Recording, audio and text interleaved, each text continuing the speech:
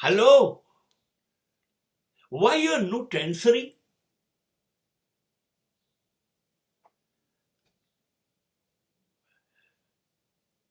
There was a very big silence from my side. What do you think? Every time answer will be appropriate answer?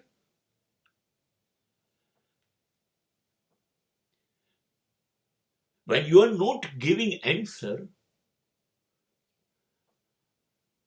is not a proper answer? Do you think everything you can express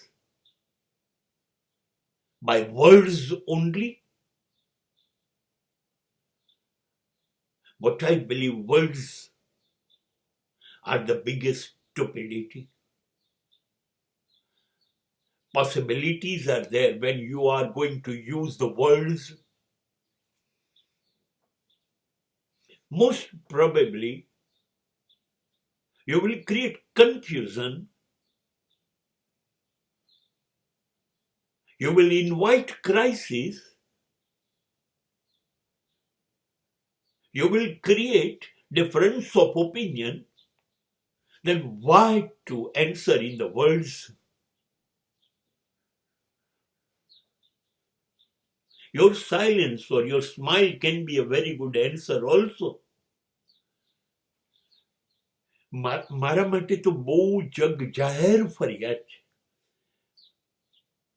કે આ માણસ જવાબ નથી આપતા,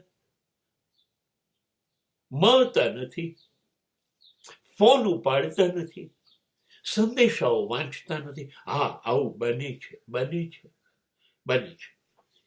પણ હું કોઈ ખાતરીપૂર્વકના ઈરાદાથી આવું નથી કરતો કે મારે તમને એટેન્ડ નથી કરવા, મારે તમારી વાત નથી સાંભળવી, એટલા માટે નથી કરતો. હું એટલા માટે કે હું કશુંક કરી રહ્યો હોઉં છું સતત મારા માટે, અને એમાં ડૂબેલો હોઉં છું તો ભૂલી જાઉં છું, માટે જવાબ નથી આપતો. હા, બીજું કોઈ કારણ નથી. મને ખબર છે કે મારા માટે પહેલેથી એટલી બધી ગેરસમજણો સમાજ પાસે છે, એટલે હું કંઈ બોલીશ તો કોઈ નવી ગેરસમજણ ઊભી કરીશ એવા ડરથી હું જવાબ ના આપું એવું નથી. પણ બહુ જ સાચી વાત છે, જ્યારે જવાબ આપવા માંડીએ છીએ ને ત્યારે સાબિત કરીએ છીએ હું કહું છું એ સાચું છે, તમે કહો છો એ ખોટું છે. મારી વાત માની લો, તમે લોકો મારું માનતા જ નથી, પછી મારે તમને કહીને શું કરવાનું? કહીને મારે તમને દુઃખ પહોંચાડવાનું, તમે ના માનો તો મને દુઃખ થાય. એટલે મારે તમારી જોડે વાત જ નથી કરવી. આ સિચ્યુએશન બને છે કે નથી બનતી સમાજમાં? આજ બને છે. શબ્દોથી સમાધાન તો નથી થયું, શબ્દોથી ગૂંચવણ પેદા થઈ, મૂંઝવણ પેદા થઈ, સંઘર્ષ, અણગમતી સ્થિતિ પેદા થઈ જાય છે.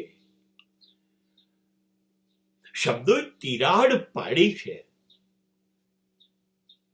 વચ્ચેનો ગાળો જે ખાઈ પડી હતી એને નજીક લઈને ભરવાનું કામ શબ્દો નથી કરતા.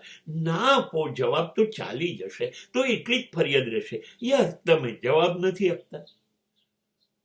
પણ જવાબ આપીને તમે જ્વાળામુખીઓને ધરતીકંપ કરશો.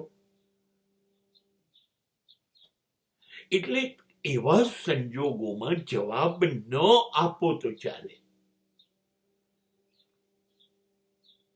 હું મારો એક નાનો ભાઈ છે ને એની પાસેથી એવું શીખ્યો છે, જવાબ ના આપો, ચૂપચાપ એની મૂછો નીચે ધીરે ધીરે હસે. હવે તમારી જે અર્થ કરવો એ કરો. બીજો એક નાનો ભાઈ છે, એ તો હસવા વાળી વાર્તા નથી કરતો, એ તો મોબાઈલ પર નમસ્તે કરી દે કે ગુલાબનું ફૂલ મોકલી દે. તો વાત પતી ગઈ. યાર તમે ગુલાબનું ફૂલ, નમસ્તે કે મીણબત્તી કે કેક કે 3-4 દિલ મૂકી દઈએ એને જ લાયક છો. આમાં તમારે જે સમજવું એ સમજો યાર. હું આ શીખી ગયો આ લોકો પાસેથી. હા, એ જવાબ આપીને એકબીજાને દુઃખ આપવું. સુખ તો આપી નથી શકતા,